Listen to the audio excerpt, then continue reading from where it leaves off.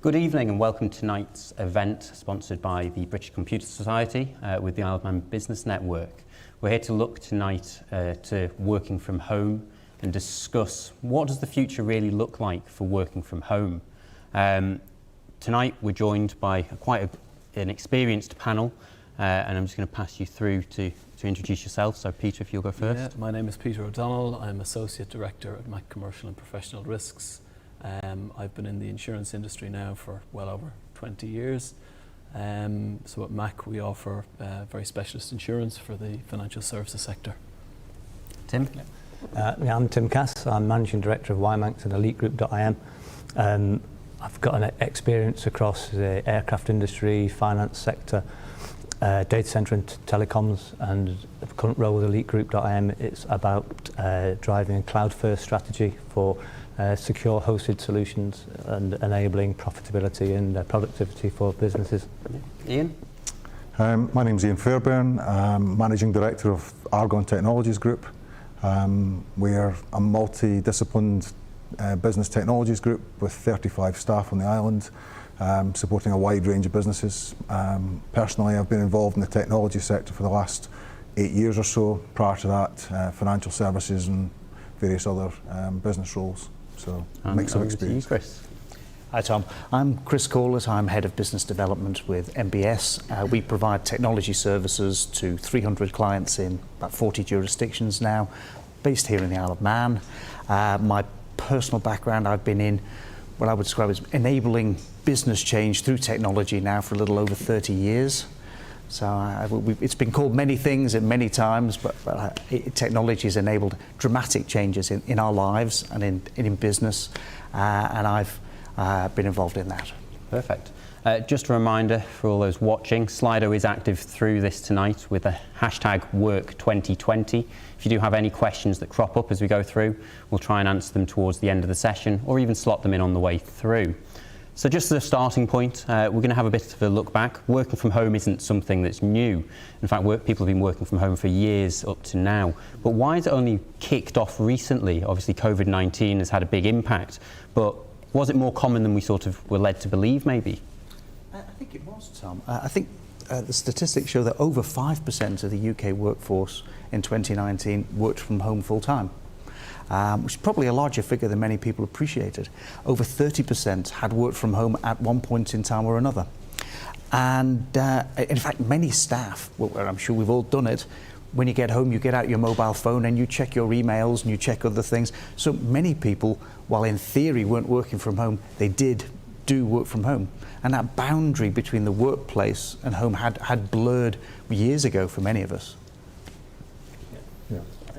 That digital transformation has been happening over a period of time, and as businesses have deployed that within them, that's an enabler for working from home as well. So that the companies that have taken advantage of that already were probably more prepared for the changes. Yeah. So obviously moved very, very quickly on the Isle of Man. It was about 2 weeks from we're all working in the office to suddenly working at home. What were the real challenges that we've sort of seen with that transformation? What did you find clients were demanding? What were they maybe not so prepared for? It was the practical challenges of physical hardware, equipment. Many businesses have a workstation-based working model as opposed to laptop-based. So there was then discussions as to, do you allow people to use their home appliance, bring your own device effectively, or do you actually roll out and transfer out to the home the actual equipment from the office? So different businesses, in our experience, approached it in different ways. Some were laptop enabled and already had a large number of mobile devices. Others physically lifted and shifted all the equipment from their offices out to people's homes. And there was also then the security risks that brings in terms of is the home environment a secure environment cyber-wise? And there are so many different scenarios, we could talk for hours on that, but that's...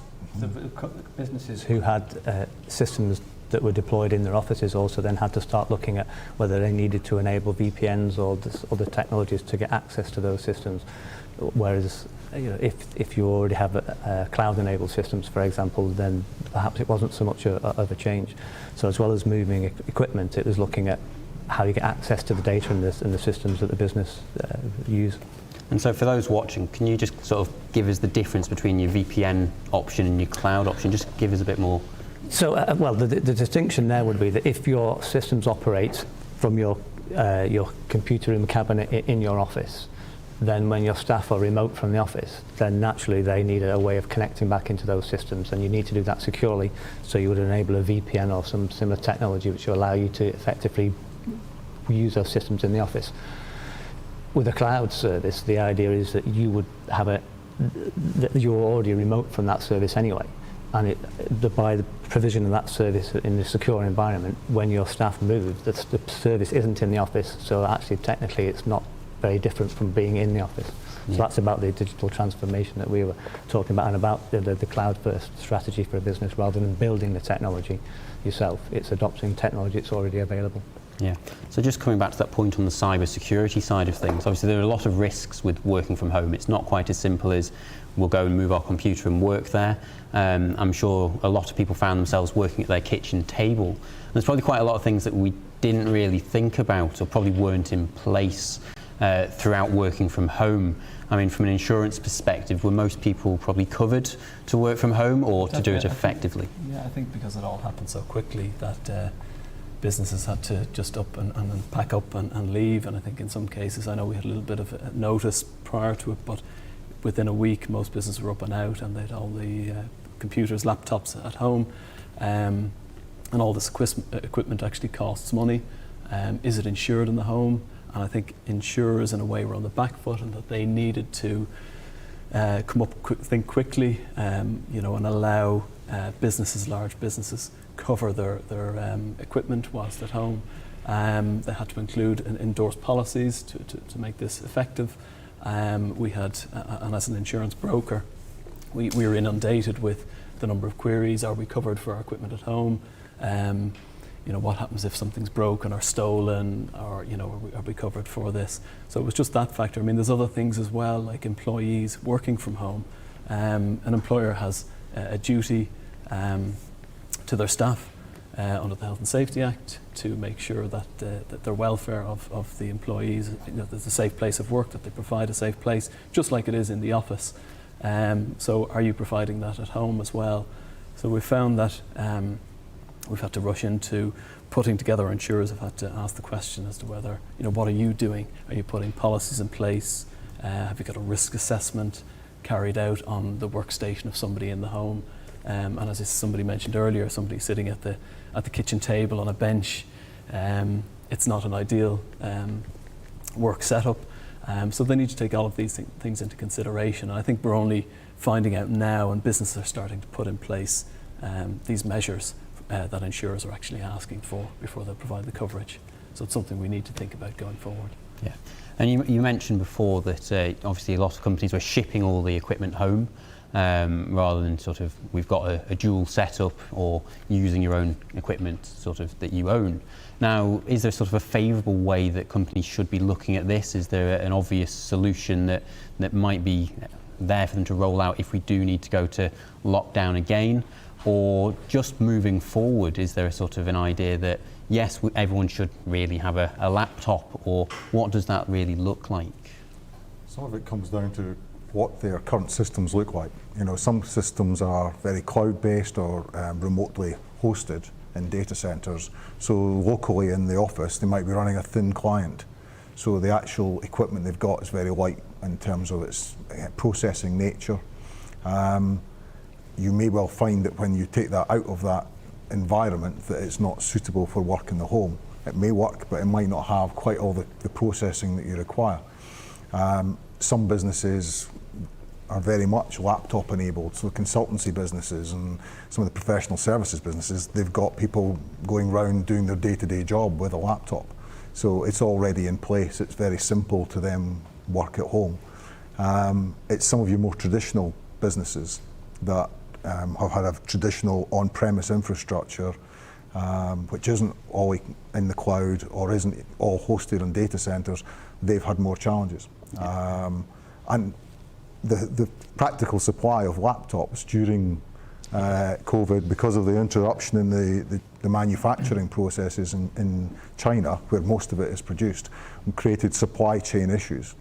And there was price spikes on second-hand laptops. So actually the economic impact of can we actually procure extra kit became a real headache for quite a few businesses. What was interesting for me was that a lot of the technology infrastructure has been put in place over the last 10 years, but totally unnoticed by most people. The broadband networks that we have, the 4G that we have, the data centers that we have, systems that have been re-architected to allow remote access, all of that's happened over the last 10 years, largely invisibly to the average person. So the capacity to work from home was largely there. The IT people, I think, are the big unsung heroes of the last few months. We talked about the NHS and others who are absolutely our heroes. But the IT people who've worked immensely hard to ensure people have access, they've done a great job building on that investment over the last decade. I mean, I know the economic impact has been enormous for many people and businesses, but believe me, it would have been far, far larger, say, 10 years ago. Far, far larger. What's also been interesting is the technology isn't always the limiting factor. I've seen many of our clients who, frankly, were very used to working in a paper-based paradigm where their staff were co-located and their business processes were not well documented and their staff roles were not well defined and their management structure was by osmosis as much as by anything else. They spent day after day living on Zoom calls, and I spoke to several managers who said, we're spending more time talking about doing anything than doing anything. Those are the businesses that weren't prepared. You have to think about what are the services I provide to my clients and how do my staff have crystal clear roles, responsibilities, processes and systems that enable them to do that easily, whether that's from home or in an office. It doesn't matter either way. If you don't have those clear, simple, defined processes and roles, you will struggle immensely. And we've seen a huge spectrum from those who've really struggled and productivity plummeted I've worked with businesses who saw no impact whatsoever from shutdown. But the drivers for that change have been around for a long time. We said the digital transformation, but one of the things that we talked about is actually the inertia. So it's difficult for a company to actually take on that project of going, what do I have? I have to look at everything the business does, all the systems that we use, how other the roles, all of those things, and then look at how it could be improved, and to make use of latest technology where appropriate. And the businesses who have started that journey are the ones that were more able to adapt. And we see a similar thing that the businesses that are more attached to paper, or some elements within the business that are more attached to that, had a harder job with the transition.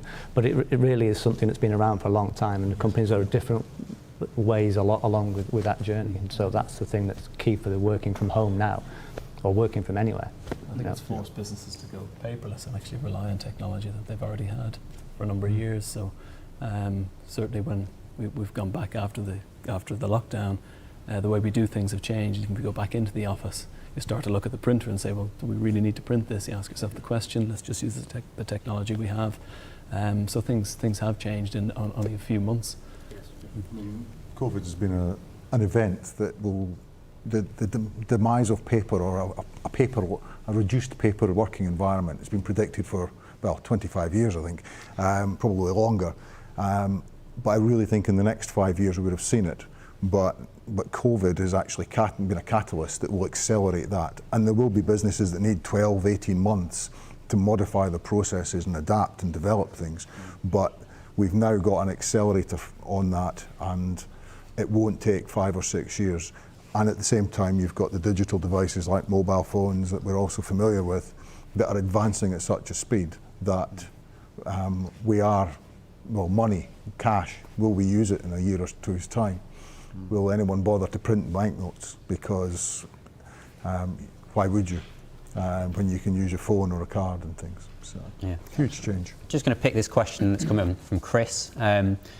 do you think businesses are prepared at the moment for a second wave? And what should businesses be doing with this sort of grace period we've got at the moment on the Isle of Man, where we're COVID-free? I mean, it's been a couple of months now, actually. We're doing exceptionally well over here. But is there more that people should be doing rather than just sort of resting on their laurels of we've made it? I think you have to assume that there's a high likelihood that there could be further outbreaks. And you have to be prepared for that. And so, as Ian rightly said, COVID has acted as a catalyst for underlying trends that were already there, about the move to more digital services, the move to consumers wanting everything online, real time, 24/7, typically on their mobile phone, not even on computers these days. And so you have to think, well, if that's the direction of travel, what can I do now that takes me to that? So I know things are very uncertain. I know there could be further outbreaks, but I know with certainty that the move to digital transformation is inevitable.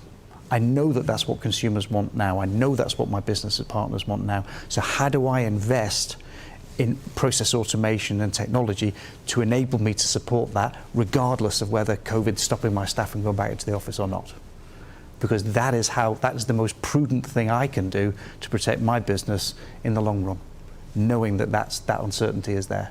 It's interesting, I've spoken to a lot of business leaders.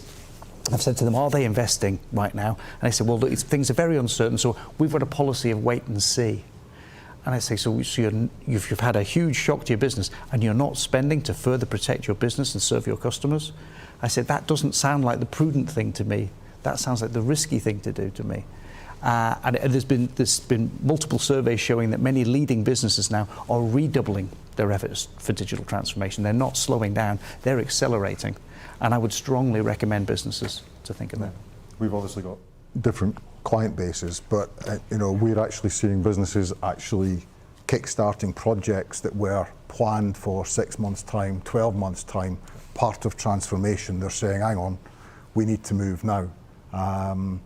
We're also seeing businesses, it's been a tremendous practical experience of how did the business continuity plan work as a result of COVID-19? What was the impact? And some plans work perfectly, others have actually shown that with a good plan, but they've learned from it and it's time to change it. And the people that they maybe wanted to still keep working in some form of unified team that they could work cooperatively weren't the people that they previously planned to have working as a unified team. So it's been a tremendous learning experience. And I would say now for businesses, I think it's an important reflect and look forward and start planning to act. I think there is an element of some people are still catching up. They had disruption for 12 weeks and you've got to play that catch-up piece. It's the things that were done in haste, I think businesses should look at. Yeah. They will have things that were planned and things would have been done in haste because of the time frame. And actually it's at that point that it exposes a risk to the business, I think, because you're not executing a well thought out plan. You're going, the business needs to continue to work, how do you make it work? And it's the point we've talked about with the insurance there, you think about that afterwards. And so with systems and moving computers and how that look at how it worked last time and think, where do we need to actually change and plan that? And maybe there's system change, maybe equipment change, maybe process change. Those things, there's a window now to look at that. And then there are plenty of businesses who look at providing those services, that digital transformation and move to cloud services. Talk to people who are more than happy to actually review that with you. So probably what's the key thing really for the employers then at the moment that they should be focusing in on when it comes to workspaces at home, what people actually need to continue? I mean, there'll be still a point where some are in the office now, some are working from home. There's probably a lot of changeover as well, whether it's a 2 or 3 day working week in the office or at home. So we're in this sort of period of changeover almost at the moment where we sit. So what can employers do? What do they need to sort of focus on at the moment to ensure that we're getting the best of both worlds? I think we've been lucky in that here in the Isle of Man we've had a chance to sort of go back to our offices and reconsider everything and what's just happened, look back at it. Have we done the right things? What can we do better? So from an insurance perspective, are we definitely going to be covered going forward? Do we need to have that conversation with our insurance broker or insurance company? Definitely, have we got the right policies and procedures in place? Have we carried out those risk assessments, those business continuity plans, are they in place? And now is the time to actually revisit all of those and make sure that you're ready for this potential next wave. Mm-hmm. And we discussed earlier the idea of sort of the MI that you can gain on your employees from an employer's perspective. So with people working from home, do we need to have a monitoring system? In the office, it's very simple. You look around and see who's on their phone, for those that might not be doing some work.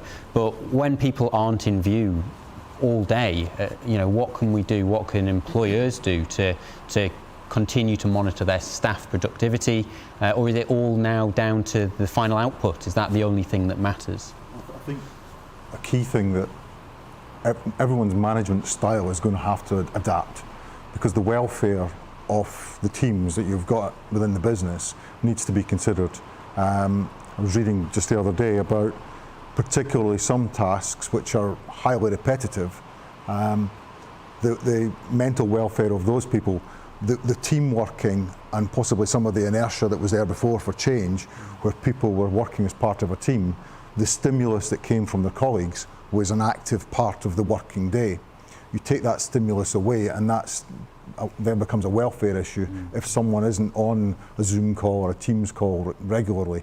So the management of that individual and those people needs to think about, well, how do we encourage that interaction, whether it's through a chat bot or whether it's through chat or Teams or other solutions like it. The technologies all exist, and it's that daily checking up on how you're doing. It's not necessarily making sure that they've done the X number of tickets they were supposed to process or forms that had to be processed. It's, is their welfare right, and therefore are they able to do the job that they're there to do. The management information that you get from those systems is really useful for a number of factors, and you made a point there, is do we measure the output as opposed to inputs? And obviously, back in the old days, you'd clock in and clock out, and that would be a classic example of measuring the wrong things, right? How long are you sitting at your desk for? It's irrelevant. We've conducted a survey and an exercise with the clients. One particular example was a law firm, and we were able to demonstrate through that process of their system usage a 25% increase in their own productivity within that business that they were able to measure and demonstrate clearly. And that was about the profile of use and about enabling fee generating or revenue generating activities in different ways that weren't previously available to them. So actually, that there's a lot of information that's available that will allow you to actually monitor your business. Yes, individual activity, where appropriate, which could be for a number of reasons, including staff welfare. But it definitely gives you management information that's valuable. I think that ties us into a question that's come through saying, do we see a rise in employee litigation and claims associated to ergonomics and extra working hours? Well, if we have the right MI coming through from the system, and the management can have a look and say, well, this person's actually working too many hours, and have they had a lunch break? Actually, that could go the other way, and rather than just seeing people at their desk, you have the stats there available to you to be addressing these issues. There's an interesting programme on Radio 4 this morning which was talking about the laws that aren't really laws, and the Parkinson's law, is it? The idea that work fills the space for the time available. Anyway, one key point that was raised was the idea that one thing you don't have to do anymore when you're working from home is pretend to be working so your boss can see that you look busy. And so actually, that is a genuine activity that some people to go through. There are a number of things there that actually change and adapt the work, the way people work positively and negatively. They can stretch the day out to suit them. That works both for the employee and the employer. And so, yes, I guess there would be some things that you'd have to do in terms of, well, how many hours a day are people working, and that would come into effect. But it's all flexibility, isn't it? It's changing the idea that the working day is at the same time. I mean, starting and stopping work everybody's starting and stopping work at the same time every day. it's not really a thing, is it? I guess that's been driven historically because you'd know someone would be at their desk with their phone, Yeah. you could ring them and you'd get hold of them. Yeah. But now that everyone has access to their emails, or the majority do when working from home, or just checking it at 10 o'clock at night, as many are guilty of doing, will that, do you think, then change going forward, the idea that the working day goes out the window? We don't expect to use letters and have a response at certain times. The world's getting smaller globally, you know, we're communicating more with people on the other side of the world, and you can't expect to pick up a phone and them answer a lot of the time. So do we think that's a trend then that will... Absolutely. The idea of working from a time to a time, that was born in the Industrial Revolution for people working on a production line. And many offices were just production lines for paper that you had to be co-located and there at the same time, so your piece of paper could be passed to the next person in the process. Now technology is liberating people from that, and that's one of the positives. Working from home is generally a positive experience. There's been surveys done in the US and UK where 85% of respondents say working from home was a positive experience for them overall. 75% of people expect to work from home more in the future because they want to. And interestingly, a survey of finance directors said they expected more people would work more from home because they've seen the business benefits too. They've seen their bills for heat, light, security, cleaning, etc. all go down, paper go down, and yet the work's still getting done. And people are able to construct their working day as they see fit. If they want to take the dog for a walk at 11 o'clock because that works for them, and then they're working at 7 o'clock at night, but the work gets done, who cares? You know, so it can liberate many workers. I'm conscious that that's not going to be an option available to everybody, and some workers will feel disadvantaged because they do have to work certain hours to provide the services they do. I guess that tension's always been there in the workforce, but possibly that may be brought more to the fore. And there's some generational issues there as well. If you've got a nice house with a garden, working from home is going to be more attractive than if, say, you're in a small flat where you're having to share with several other people and you're fighting for space at the kitchen table. So I think there's some generational issues it might throw up as well. I was with the chief executive of one of the big organisations on the island just the other day, and actually their modelling and their view is that the weather is going to influence the preference. So in the summer we will undoubtedly be much keener to work from home, and on a wild wet day when you've got to sit on your own and potentially be at home, and it might actually be I'll go into the office and catch up with people, and it's managing that thing. I think fundamentally though, productivity has been shown that working from home hasn't impacted it, and many of the large, certainly the finance organisations and other organisations in the UK are looking to keep that model in place for the long term because the productivity wasn't affected, and they can see real benefits to the teams and the staff. Yeah. So I suppose there always is that with technology. There always is that concern that people are doing more hours. And going back to the point of litigation and more claims, employers have to be very careful of that and manage that. So there's going to have to be a new process put in place to manage, if somebody is doing 12, 15 hours a day, do you tell them to put down the phone, turn off the machines? How is that going to work going forward? Whereas before you're in an office, you work 9 to 5. I know we've had mobile phones for 20 years or so. But yeah, we need to consider these changes now. Working from home, it's fantastic. It's great to do it a couple of days a week, come into the office, but we need to consider are we going to overwork our staff as well? So we need to think of that side of it. Yeah. So just another one that's come in here. So staff who cannot practically work from home, how do employers ensure their roles are not made redundant? That's quite a difficult one, really, to sort of throw in here. But we're talking about working from home here in a couple of different contexts, because obviously we arrived here because of the virus. Okay, so that's the thing that drove everybody to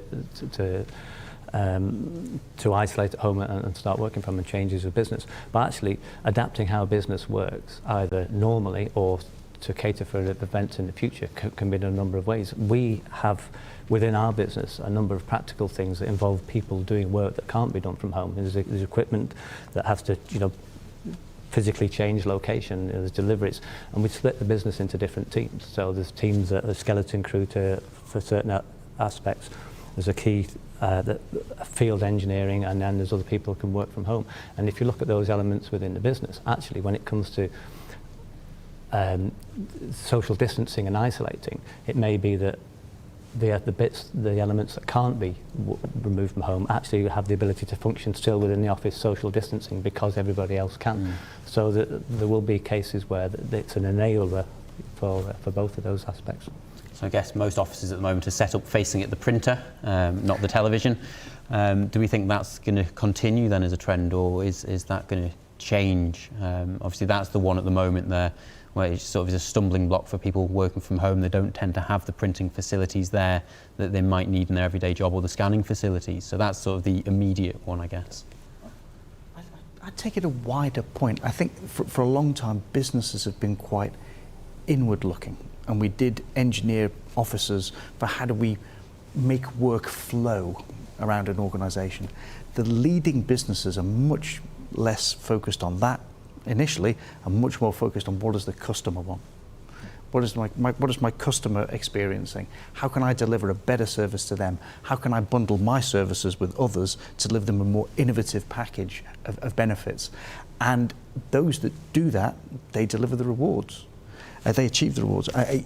So businesses that give a good digital experience are 25% more profitable than their peers. Businesses that have shown to have a high level of technological adoption, McKinsey say they're typically worth 50% more than their peers. Businesses that have focused, again, from an employee's perspective, and said, how can I make my employees' experience more enjoyable, take away the tedious, repetitive work, automate that out of existence, let them do the interesting work, they're 25% more profitable than their peers because their staff are more motivated and more productive. So I think we had quite a production line view of the business before. I said we went from producing things in the industrial era on a production line to moving bits of paper and moving activities through an office production line. And the leading businesses are moving away from that paradigm entirely and saying, how can I create an environment where we can produce good things from our customers in a way that actually our staff enjoy, and they're going to be the winners in the future. I mean, I agree with lots of what Chris was saying, but also coming back to the question about our roles going to be redundant because they can't work from home. I don't think that's an inevitability at all, and I share Tim's view that the reality is we in our organisation, we've got people that need to go out and physically interact with other businesses to attend to things, whether it's visiting data centres or fixing printers or putting fibre optic cable in the ground to enable us to keep this connectivity moving forward. So those roles can't be done from home. You have to physically get out and do it.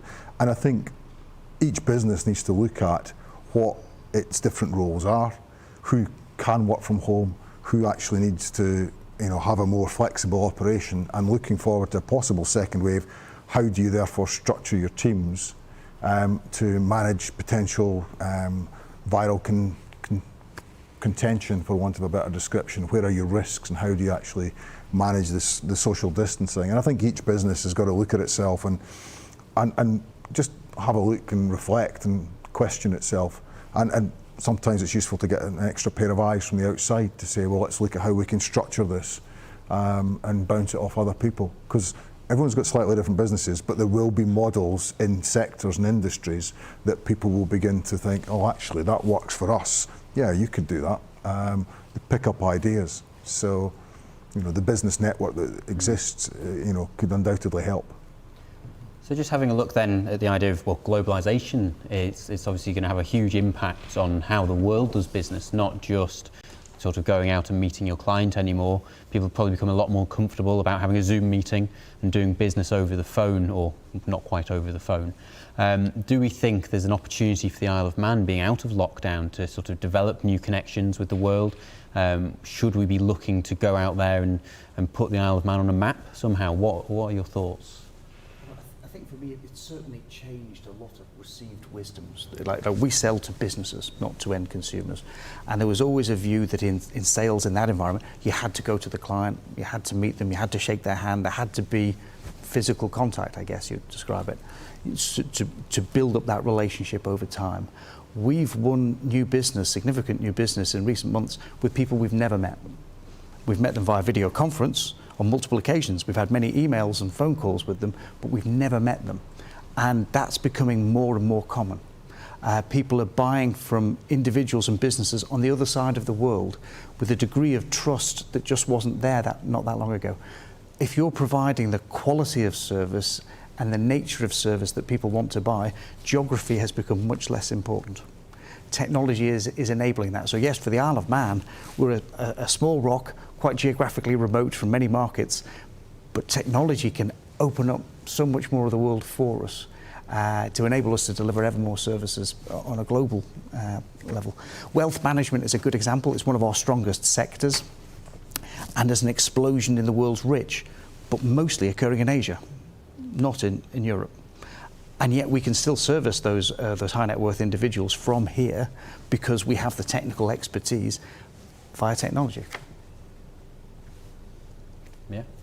I think there's great opportunities, and like Chris has mentioned, we've opened up new clients and developed relationships with clients based purely on Teams calls and Zoom calls.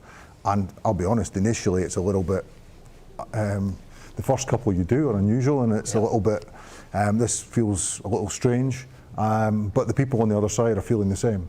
And once you get past that, then the rapport starts to build, and we're offering technology services that they're not being offered from the local markets, and those aren't, that's allowing us to export our skill set. So. Yeah, I think with a lot of technology services, you don't see the same geographic boundaries. There's obviously often regulatory boundaries, which is a different element, but yes, there's no geographic boundary in terms of the providing a hosted service, cloud service, in that sense. So yes, the technology and the globalisation allows you to look at a wider customer base. Yeah. So picking up one here, how do you ensure staff working from home maintain their well-being, ergonomics, operating hours, etc.? Is it morally right to stand by if staff are working longer days at home? I know we're sort of taking a step back there, but one of the things we talked about was the enabling flexibility. Okay, and so that's not enforcing anybody to work longer hours, and so that would never be the case. It is a case of give and take there, isn't it? It's a kind of working with within your business and looking at what suits the staff. Not all staff need to operate in the same way. But I think the key thing is to remembering the welfare of the staff is to make sure you're engaging with them even though they're remote. And again, that's you can have welfare calls from your HR team. You can do the same risk assessments so their working environment is suitable. So that you need to translate those those things into the working from home environment, so that staff aren't just at home, abandoned. Yeah. There's definitely a requirement there to make sure you're engaging properly with them, and it's not just about their work output. Yeah. I think it has forced us again into a situation. It's brought things forward where we're now using technology, and as you described, Ian, that initially it was difficult to talk to a screen, and I think it's now the new norm. People are much more comfortable with it, and I think with people's well-being and health, mental health and so on, I think definitely it would have affected people during the lockdown, and there's potentially further to come. So it is an area that businesses really need to consider, and how they do that remotely, and with the use of technology, we would hope that we'd be able to do that. And the technology is so simple to use, particularly the likes of the communication tools like Zoom and Teams. It makes it easy for an organisation to keep communicating with its own teams, and I think that's an important part of welfare, that people don't feel isolated. And I certainly know that from our own perspective, I held Teams calls with all of our staff, all 30 odd were coming online, and we were giving an update as to what the latest position was, what our stance was in terms of COVID and dealing with the lockdown, and how things were progressing, and who we decided to isolate completely for health safety reasons, and who we thought, and who was actively working, so that everyone was in the loop. So they still felt part of a team, albeit we were all sitting looking at each other's backdrop, in the library shot, or the kitchen table, who whatever has it the may nicest be. working space. Yeah. I think it has actually forced businesses and colleagues to talk to each other more often. I found that it's, when you're working in an office, you come in, you do your work and you go home, but I think this has pushed people into actually talking as a group. As you said, you got in touch with all your employees, and it's pushed us into this scenario where we all have to pitch in and be involved. So from a well-being perspective, at least everybody's been included now and nobody's been left out. Yeah. And just to add to that, slightly going off the subject, but there are tools there. The Microsoft suite, I'm using that as an example. Too often you look at Microsoft Word, or you look at Excel, or you look at PowerPoint. There are tools behind those which allow real integration of the workflows and the collaboration tools that exist behind. And actually, quite often, because of the traditional working models we've had in the businesses, you use that for this and you use that one for that. And in truth, you can actually use them far more collaboratively and in a far more productive manner, which will advance things. And teams likes of that can all integrate. And other solutions can do the same, but it's actually looking at and reflecting and saying, how can we use what we've already got and make it work far more effectively for us? So it's Found it quite interesting how Zoom appeared out of nowhere, an unheard of company, and now you definitely put them above Skype probably in the everyday workplace. Skype seems to be sort of the least favoured. What is it that sort of Zoom did better, I guess, than others to suddenly appear as this large market brand? We're going out on Zoom here. It was free, and it was very easy to use. That's it. There you go. I think that as a tool, Zoom's great.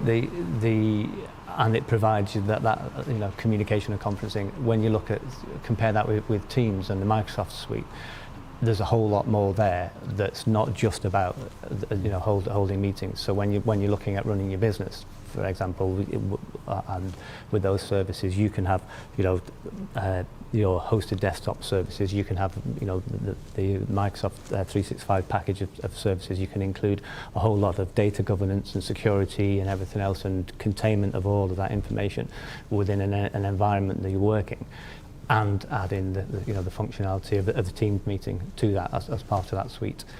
So I think I would see them as different tools for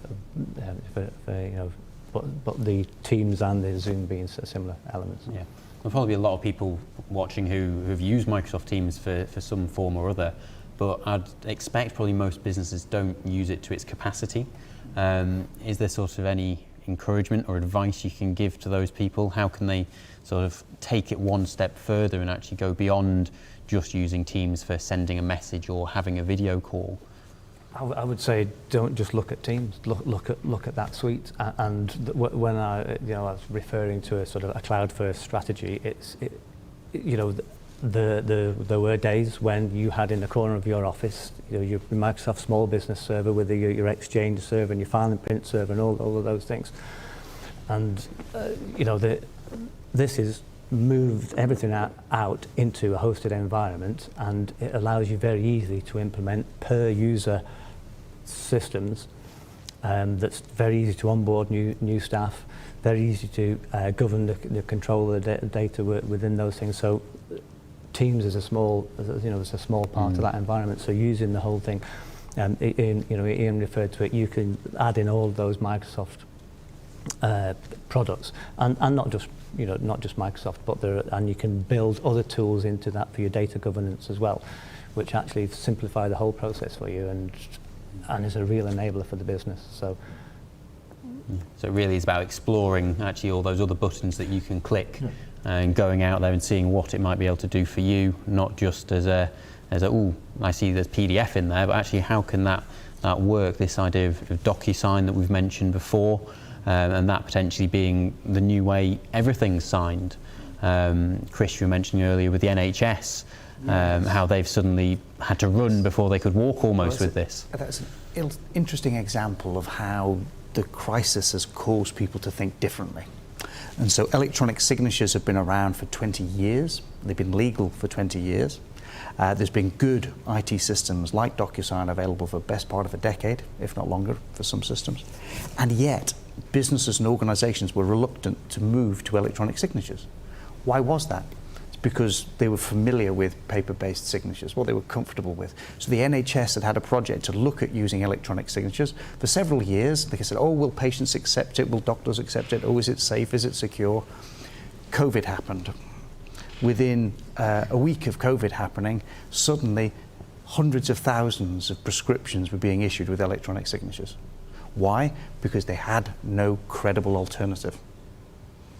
So they adopted the technology and made a giant stride forward in improving the NHS through technology.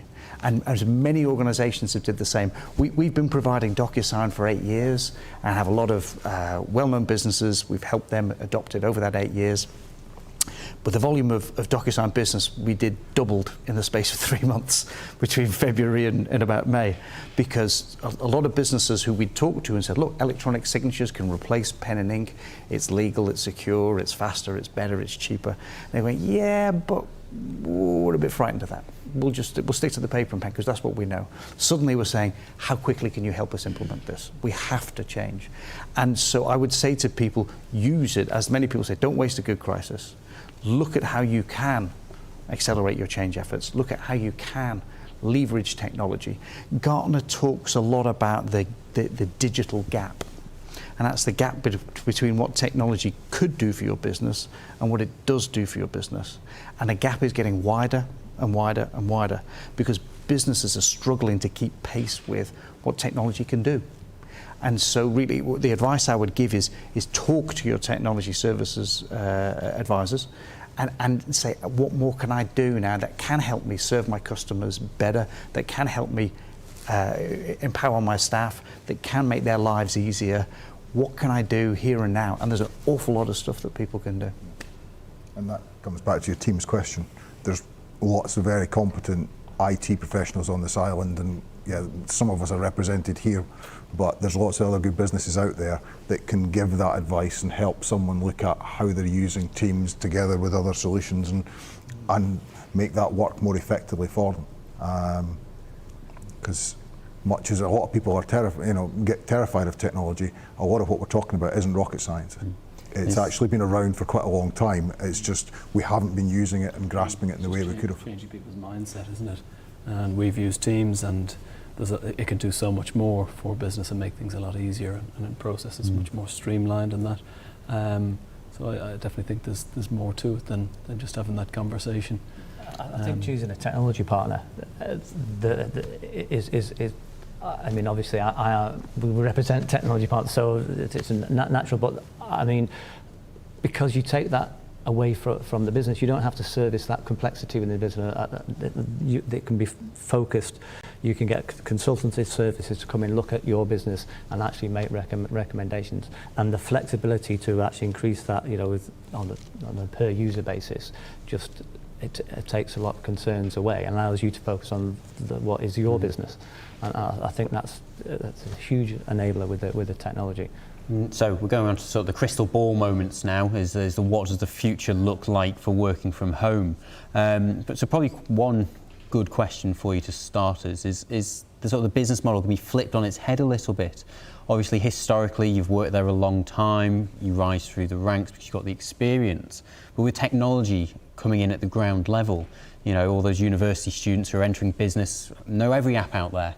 And they probably communicate in a very different way to those that might have been in the business for 20, 30 years. Is it now the age of the dinosaur almost, where some people are going to find themselves struggling almost to keep going with the job they were doing with such a fast, ever-changing work environment? I'd say this. You can make the best of both worlds. You've got a lot of older workers with an immense knowledge of the client base and of the business processes, and you've got a lot of young people who are more technologically literate and are more prepared to embrace it. So one of the systems we sell is Laserfish, which is both a document management system and a process automation system. So one client we trained up a couple of their young people in their early 20s, fresh from university, in how to build online forms and automate processes. And they just went round the business saying, what's the most irritating thing for you right now? Say, well, right now this is a really tedious manual task, but we're entering the same data into 3 systems. Great, I'll automate that for you. What's yours? Well, we have to wait 3 weeks before this happens. Great, well, I'll automate that for you. And what we saw with the older people who'd been more reticent to use the technology, when they saw their peers getting these benefits, they were going, I'd like you to come and do that for me too, please. And so you were leveraging the best of both worlds. So pick the right systems in the first place that have that kind of modern capabilities. Don't be afraid to step forward and throw away some of your old systems and invest in new, because there has been a dramatic shift in what applications can do in the last decade. And a lot of people are clinging to systems that are 10, 20, 30 years old that simply, frankly, are past their sell-by date. And they can't move into that very digitally transformed, internet-based world. So look to new, better systems that can. Yeah. So working from home looks like it's here to stay. Don't think it's going anywhere by the sounds of it.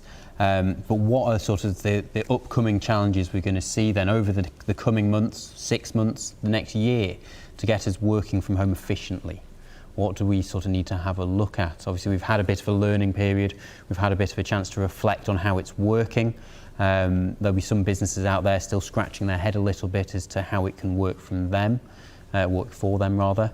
But what are sort of the challenges that are upcoming? Is it going to be 5G coming along and getting that in place? And will that replace our broadband potentially? I don't know. One is, we've talked about a lot of productivity tools are available to help you understand the activities your staff are undertaking and how you can ensure processes are more streamlined, reduce pinch points, reduce risks. Companies right now are using a fraction of that capability. I think there's a lot more that we can do to help people understand processes and have process analytics deliver a lot more insight and a lot more value to many organizations. That is time and money well spent looking at those kind of capabilities, because it will help you improve your processes and reduce your risks and exposure if COVID comes back or if something else happens. In the solutions that we look to put in place as hosted solutions with secure environments, that there's often very little difference between. In fact, the distinction, work is what you do, not where you are.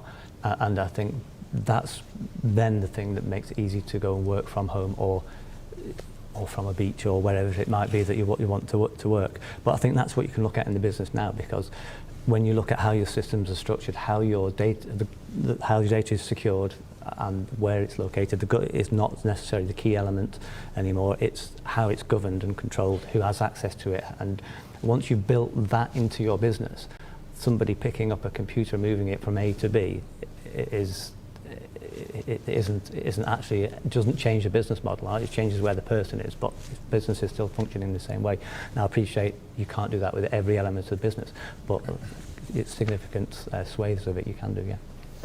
So do we think we might see a trend of people going on holiday with their computer to work for 2 days and have much longer holidays in nicer, warmer weather?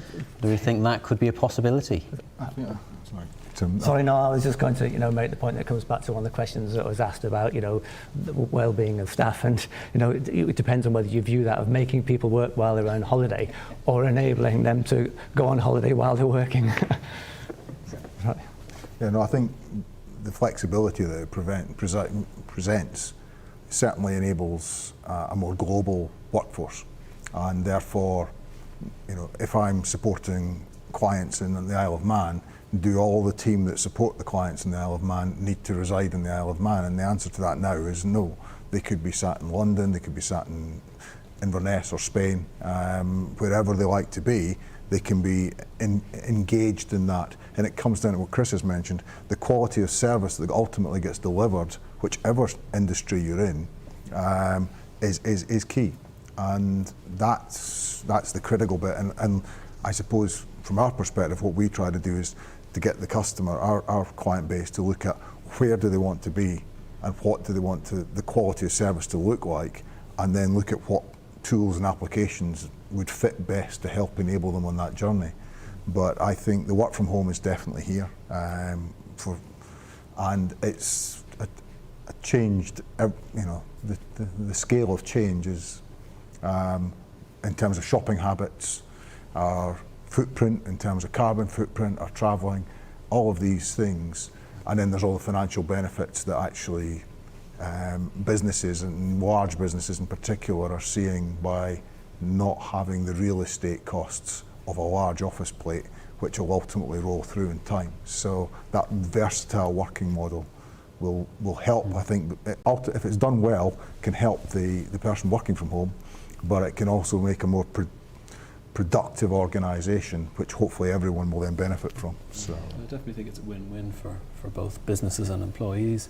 You know, the savings on both sides and the mental well-being of employees as well. So I definitely think it's something that will work going forward. And how can businesses protect themselves going forward as well? Obviously, we've touched a little bit on the idea we can work from anywhere in theory, as long as we've got some internet and all the different documents are available to us in a way we need. But does that open up another kettle of fish? Is that going to start causing different issues with cybersecurity? What can we see on the horizon? What can employers start looking at for that? Yeah, I think it comes down to training as well, and it's no different again being in the office, but when you're working from home, just to be careful not to click on that phishing link, or be careful of what and how do you actually manage that? How do you monitor employees in the right way? But I think it's all about educating the employees. They're not there with you in the office, so when they're working from home, they have to be careful of what they're doing, how they go about their daily business, how they send emails, what they should click on and what they shouldn't. So cyber, we've seen plenty of scams now in the last 6 months, or since the lockdown, where there's been a lot of difficulties with businesses as a result of that, a lot of scammers, a lot of hacking going on, and I think it really comes down to educating the employees and letting them know where the pitfalls are when it comes to using technology and IT from home. And it's just purely the education around that with the employees. Technology can help there as well. If you look at unified endpoint management solutions, which actually mean things like a good example would be that rather than looking at defending against malware, you enable goodware. So you define all of the functions that would be the normal business functions and applications that would run on the device, and then you just don't let anything else run. So again, you can build that into the business as normal anyway, in terms of your security and endpoint management. Build encryption in, it's a BitLocker services, so that all your devices are encrypted, so the data at rest is always protected. And have remote administration, remote wipe services available if you're going to adopt mobile devices, and allow, if you're going to enable the BYOD, bring your own device that we talked about earlier, you need to still enforce a policy on those and have some element of control. But it's all possible to build that security in. And I would stress as well that you can do that whether you're thinking about remote working or not. That's cyber security element and protection against that is there in the tools. So I know we are slowly running out of time here, so I'm just going to try and pick up one or two more questions before we end today. One of them that came through was, how do you see employee benefits changing as demands for remote working increase? I would probably suggest that there isn't a crystal ball for this one. I think we're in a transition period at the moment, and until we know what it looks like, what that working from home looks like a bit further down the road, it's very difficult to tell. I'm sure you'd probably agree with that one. A lot of it will come down to the idea of remote working in itself is an employee benefit, as well as it is for the business. So I think that's going to be a crystal ball moment, I'm afraid there, Janice. Now, the BCS, probably worth giving you a bit more information. A number of these gentlemen are part of the business community. anyway, but also the British Computer Society. Now, the British Computer Society, there's 68,000 members across 150 companies, so it is a very large organisation. There is a setup on the Isle of Man that you can join, just like the Isle of Man Business Network, and it's open for people to go along and go to events very like these, maybe a little bit more technical. So if you enjoyed some of the different discussions tonight on a more technical basis, I'd definitely suggest looking them up. Just jump onto Google and search for the British Computer Society, and they'll give you all the information you need. So that just leaves me to thank you all. Thank you very much for joining me tonight. It's been really interesting and a pleasure to have you all. And to those of you on the Isle of Man Business Network, keep tuned for our next event. Thank you very much.